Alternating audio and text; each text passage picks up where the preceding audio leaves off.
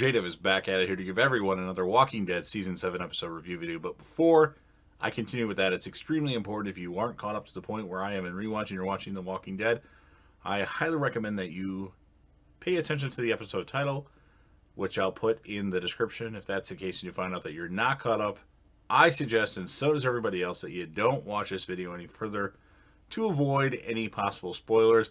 This will be The Walking Dead Season 7 episode number 3. The title of this episode is called The Cell. This will be my review, reaction, recap of the episode, which is an episode I've seen a couple times.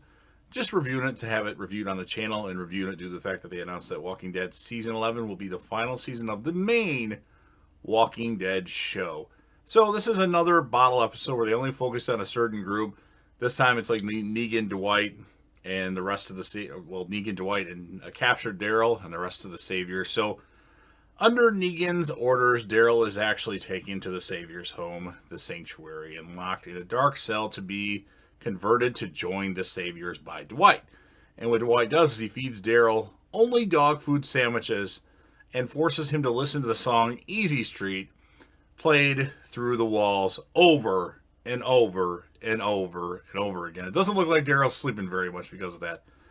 And then Dwight shows that if Daryl refuses to join the Saviors, he could end up like other prisoners who have become walkers wandering in a fenced-off area.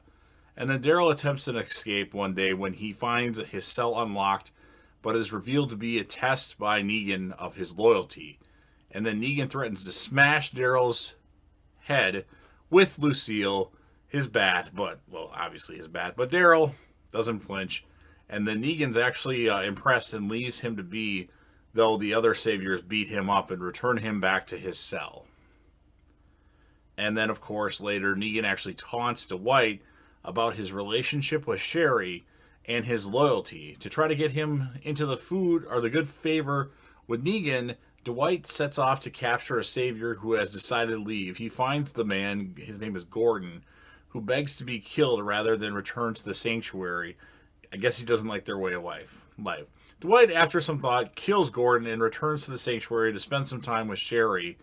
He later visits Daryl and tapes a gruesome Polaroid photo of Glenn's mutilated body on the wall. So when they took a photo after Glenn had been bashed, they kept it, and they're letting Daryl look at it now. And then blaming Daryl for his friend's death. Daryl breaks down into tears and finally breaks down. This is the first time we've seen Daryl really break down in a while, actually. And then Dwight believes that he has broken Daryl's spirit and takes him to meet Negan.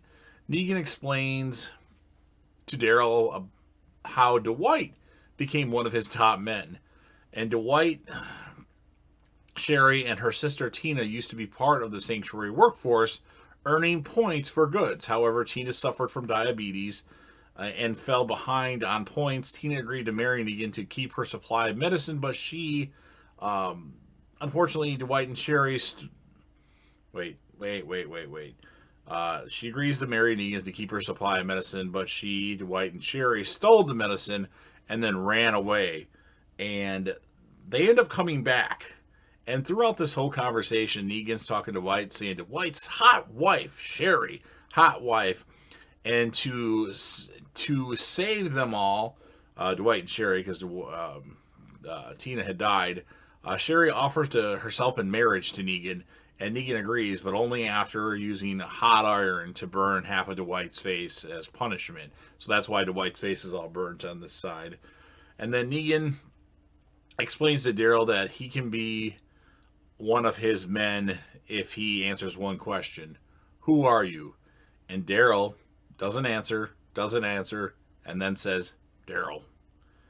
And defying Negan, of course. And then Negan orders Dwight to return Daryl to his cell. Dwight yells at Daryl for jeopardizing his life, but Daryl responds that, like Dwight, he was thinking of someone else at the time he decided whether or not to obey Negan. So that was the end of the episode, really. You do see Dwight looking out at that outside cell thing where the Gordon character is actually a walker in the fenced-in area, and that's it. So it's a bottle episode. It was good for what it was, but it didn't really give us a lot. I would say the Easy Street stuff got really annoying because they played that constantly through the episode. So I'm going to give it a 7.4 out of 10. That doesn't necessarily mean it's a bad episode. It's just bottled off. There's no Rick. There's no Alexandria people except for Daryl. And we just meet Negan and Dwight now. Well, we've seen Dwight a little bit longer. And now we get a whole episode with just them, basically. So my character of the episode, I'm going to give it to Daryl. I could give it to Dwight, but I think Daryl showed a lot of emotion in this episode and a lot of good stuff. Just being locked in a cell the whole episode. So that's where I stand on this. I want to hear what you think. So if you're a fan of The Walking Dead, and especially this episode, The Cell from Season 7, go ahead and smash the like button. And you can smash the like button regardless if you're a fan of The Walking Dead in general. Let's get those likes up. And then if you know anybody that would be interested in this video, share the video with them. Don't forget to leave me a comment. You can talk about the episode. You can talk about your favorite character, your favorite moment, your score of the episode if you want to score it. A lot of people do, but none have done it lately, for me at least.